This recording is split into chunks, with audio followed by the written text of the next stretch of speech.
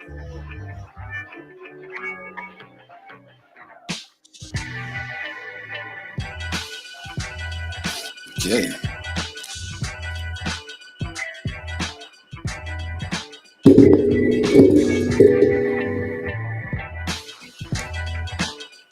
Good evening, everybody. We are here. We are here, Amazing Great Sports Network, for the most comprehensive sports analysis in the business, whether it's big network or small network. It is us, because nothing happens by happenstance.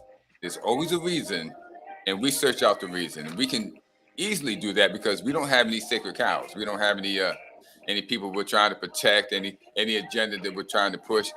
Um, Amazing Great Sports Network is no ideologies, no politics, just amazing sports.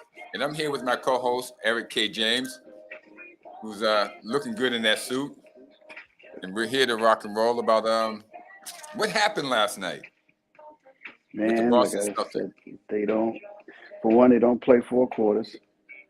Same thing they do in that first half. They don't make their adjustments and go through it in their second half.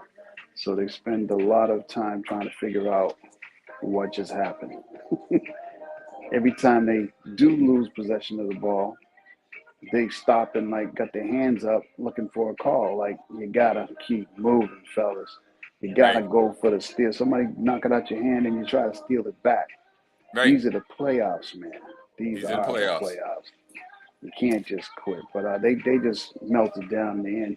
I mean, they stayed in it somewhat, but you saw Robert Williams being pushed out of the middle quite often, just getting bumped out. He just don't have enough on the backside to hold it down. Right. Everybody gonna have to give him a hand in there. But when he was given the ball, he got great hands, and he does the right thing when he's under the hoop. He does the right thing when he gets under the hoop.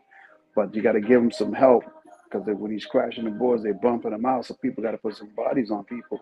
So that can't happen. Right. Guys, you can't quit, man. You can't quit. Come on.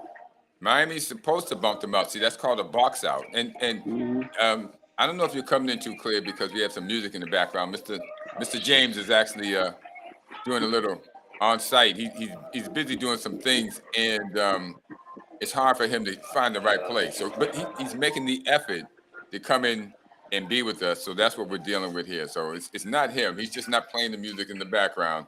It's where he's at. He has to be where he's at right now. So he's just making the time and the effort to sit down and give us an analysis because he watches the games more closely than I do. So we need his expert analysis on these things. That being said, yeah, they're supposed to box him out. That's. I mean, they're supposed to put a body on him. That's called boxing out, and that's what the Celtics aren't doing. I think we talk about paying attention to detail, but let's just go over the stats real quick and knock that out the way. Let's go over the losers first. That would be the Boston Celtics. Jason Tatum, 42 minutes, playing a lot of minutes, 10 for 20, not that bad, but 3 for 10 from the three-point line. He went to the foul line enough, but it was not enough. He had 34 points. He was a +5 in the plus-minus column. Al Horford, on the other hand, 29 minutes, 1 for 5, 0 for 3 from three-point line, 2 points. And Al had some time to shoot. I watched in the first half, but he wasn't pulling the trigger. As the ball was moving around and it got to his hands, he would just, look at the basket real quick, and then if they came toward him, he would just pass it. When he needs to act like he's going to pass it and then shoot, he needs to be an option. Robert Williams III, obviously one of the bright spots in this game. 23 minutes, 5 for 5, 13 points. He was +7. Him and Tatum were the only plus in the plus-minus column. Then we have Marcus Smart. Played 33 minutes, was 2 for 5. -15, 7 points. Now Marcus appears to be hurt. He says he's only feeling 10% better than he did last year in the playoffs, which means something is hurting him. If that's the case, we have a guy named Malcolm Brogdon. I don't know about but the Celtics have a guy named Malcolm Brogdon who's sitting right there. It's time to play him if Marcus is not feeling totally 100%. Then we have Jaylen Brown, 38 minutes, 7 for 23. Had a hard night. 1 for 7 from the three-point line, a -24 in the plus-minus column. He had 16 points. Grant Williams gave him 9 points. Malcolm Brogdon gave him 13, and Derek White gave him 11. And for the winners, let's get right down to it. Kevin Love, 15 minutes, 0 for 3, 0 points. But Kevin Love was coming in there, laying some pretty hard picks right from the beginning. The first trip down the court, he came down and just bumped somebody off, setting the pick. So he set the tone. That's what he was supposed to, set the tone, and he did. Jimmy Butler played 41 minutes, 12 for 25, 27 points. Bam Adebayo played 38 minutes with 7 for 17, 22 points. Gabriel Vincent, 40 points, 2 for 8, 9 points. Yeah, he was 2 for 8 for 9 points. And Matt Strus was 3 for 6 in 27 minutes for 11 points. But then you had Duncan Robinson coming off the bench, 6 for 9 for 15. Caleb Martin coming off the bench, 32 minutes, 11 for 16 for 25. And you had Kyle Lowry coming off the bench, playing 17 minutes, was 0 for 5. Kyle might be a little bit nicked up too. So Duncan Robinson and Caleb Martin are getting the nod over Kyle Lowry as far as minutes go. And it appears to be working. Now, what we discussed earlier was attention to detail and whether the Celtics have it or not. And they don't. And me and Mr. James talked about it because of the coaching. What's the difference between the coaching, Mr. James? Well, he appears a little. Can you hear me? You can't hear me. Well, then I will have to cover what the coaching is about. We have to remember Joe Mazzulla. I was going to say Zoe, but no, Joe Mazzulla and Darvon Ham are first-year coaches. I don't know And if you can hear me, but I can't hear you. you can't hear me. I can hear you. I can hear you. I can't hear you. We'll have to do universal sign language then. Terrible. And I don't know what's going on. My mic is working. Apparently, yeah, it's working. Everything looks pretty good here. So you might have to go out and come back in. He's having technical difficulties. But that being said, Joe Mazzulla and Darvon Ham are first-year coaches, everybody. That's right. There we go. He looks like he's back now. I hear you now. You can hear me now? Okay. Yep. Now, what I was talking about was that Darvon Ham and Joe Mazzulla are first-year coaches. And what's the difference between Joe Mazzulla, Darvon Ham, Mike Malone, and Erick Spoelstra, Mr. James? They weren't there when they established those players, so Right. they're just as new as the players are, and they're not getting their points across. They can't get their points across. These players were there before they got there. Okay? In Darvon Ham's case, all of those players that you see on the Lakers team were there before he got there. And same thing with Joe Mazzulla, which means they're not listening to them per se. Okay? On the other hand, for Malone and Spoelstra, they were there before any of those players got there. They had established themselves. They are established as the coach. So you will do as I say when we do it. There's an attention to detail that will start right now. As you walk through this door, you will start understanding that this is what we do. But as far as I'm concerned, it's not too late for Ham or Mazzulla to pull it out. Now that these teams are down the way they're down, 2-0 to the opposing team, the players will listen. They have no choice. They've been doing it their way. It ain't working. So there's always a silver spot in every dark cloud. Yeah, hopefully they'll. I don't know. We're down 2 games right now. We got to go to Miami and play 2 games. So we got to get at least one. Yeah, get at least one down there. they would like to get at least one. That would be that. Well, at the better off if they could get 2. But to me, it starts right now. If I've been doing it my way and they ain't doing my way, I need to sit with you. Jason Tatum needs to be in the office of Joe Mazzulla right now, sitting with him right now, discussing everything that needs to happen and how they need to do it. So that when he walks in that huddle, he is telling the rest of his teammates the way it's going to happen and how we're going to do it. Every preparation. There should be no, as far as the Lakers go, there should be no Nikola Jokic dribbling down the freaking court at 7'2", 300 pounds with nobody picking him up. Now, that should have been planned for. Darvon Ham might have discussed it, but none of the Lakers players took it to heart. They behaved as if they'd never seen Jokic dribble the ball up the court before. This is true. Make the adjustments and stick with it. One thing about the Celtics is they got to stop slowing the game down. They got to stop slowing the game down. That's when Miami gets when they slow the game down. It's like they grasp them right there. They slow the game down. They make the same moves all the time. They move the ball and they crash the hoop. You know what I'm saying? Yeah. So Celtics got to get them out of that doggone paint, start boxing out, and stop just shooting those threes and running back down court. Somebody got to get under the basket, get the rebounds, and the threes aren't guaranteed, man. Well, the pace is what I saw is that Miami pushed the pace on them. Miami, right from the start, was pushing the pace on them, making the Celtics were on their heels. Yeah, they push the pace, but then they slow it down too. Then they slow it down. Yeah. Yeah. And then the Celtics got to take that initiative and push the pace on them. But it's a chess game. It's a chess game, fellas. Got to make some moves now. It's a chess game. It's just not, blunt force trauma.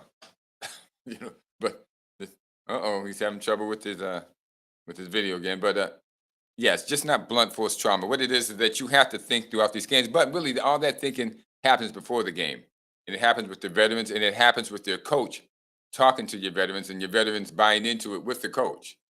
A lot of trust and alliance that the veterans have to do with the coach, and they have to work together on this. What we see with the lack of preparation, with the lack of adjustments with the Celtics and Lakers, is that they are not on the string with their coach. And like we talked about, these two are first-year coaches. Darvon Ham was brought in after the other guy was fired. I'm not sure who the other guy was, but Udoka was fired, and that set the team back. Okay, because now Udoka had gravitas with this team. He had authority. He was an anchor, and they would have been one step ahead instead of being two steps behind, which they are right now. So in that sense, it's not totally the Celtics' fault. It's management's fault also, and the decisions they made. Okay, they didn't have to make all of this stuff public and make it crazy, but they did. And when that happened, then Udoka had to go.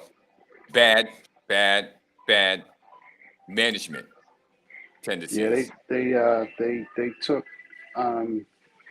they took a bad scenario and made it worse. Because all that was on personal time, the way that happened, and the way they came out with it, and chose who they wanted to chop the head off.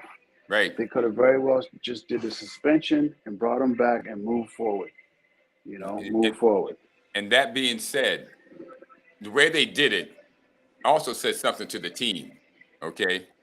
And lack of trust. So the team has lack of trust in upper management now, that they don't have their back in any situation that goes wrong. So that lingered in there too. And then bringing in Joe. Joe Mazzulla's a very hard worker. He's a very hard worker, but it's going to be hard for him to go in there and tell Tatum's and Browns and Al Horford's how to do it, when they should do it.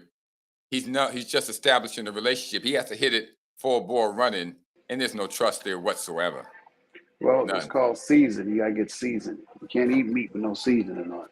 You know what I'm saying? So once he gets seasoned, as the years go on, he'll get better. So he could have done a lot better had he been under Coach Udoka a few more years. Because he's done great to get them to where they are now. Right. But how does he demonstrate or connect with them enough to get them over this first hurdle? Because it's still another hurdle down the road, even if we get through this one. But the question is, can we get through this one? If they can get through this one, they can go places. But it's going to take a lot of buy-in. It has to be a lot of buy-in on the whole part of, we're working in this together. We're going to trust Joe.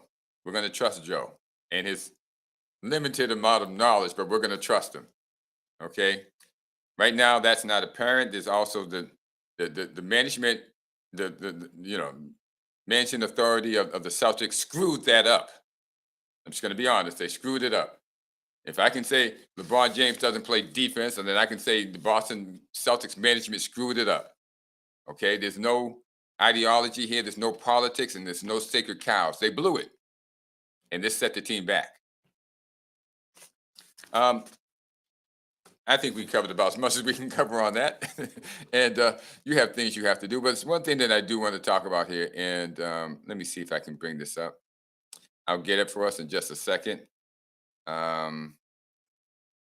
This right here. Jim Brown passed away.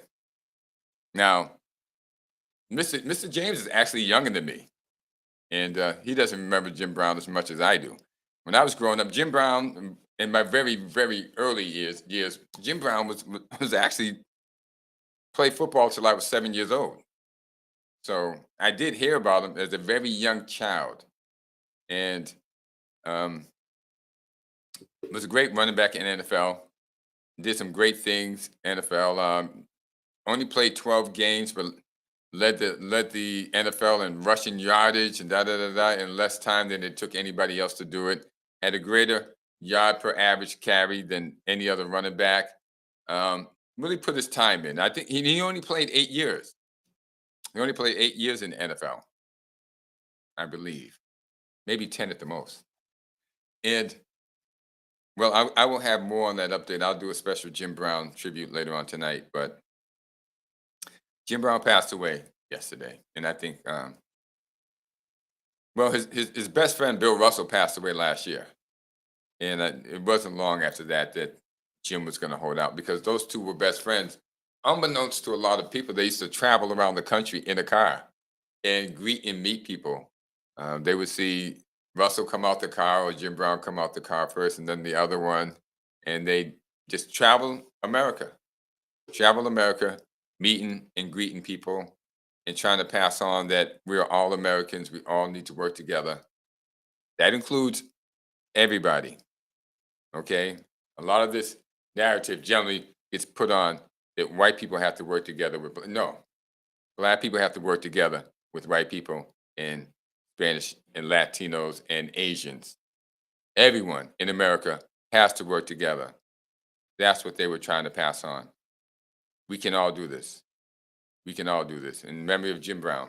So, in closing, I think the technical difficulties have overran my friend, Mr. Erick K. James, but I appreciate his insight and his analysis. He's still a little shell-shocked from last night, the Celtics losing in the Boston Garden, well, the TD North Garden for the second time in a row. But with that, we'll close. So, ladies and gentlemen, thank you for your time on this Saturday. Thank you for tuning in. Thank you for watching the video. And if you want to get the most comprehensive analysis when it comes to sport, this is the place to come to. We won't just talk about shots and shot selection. We will talk about coaching, management, ownership, and great players that they blaze the trail for everybody. You have to understand, Jim Brown just didn't blaze the trail for Black athletes. He blazed the trail for white athletes too, with his stances on what you should tolerate from management, what you should play for, what you shouldn't play for. So, as Americans, we are all in this together. Remember that next time you go out your door.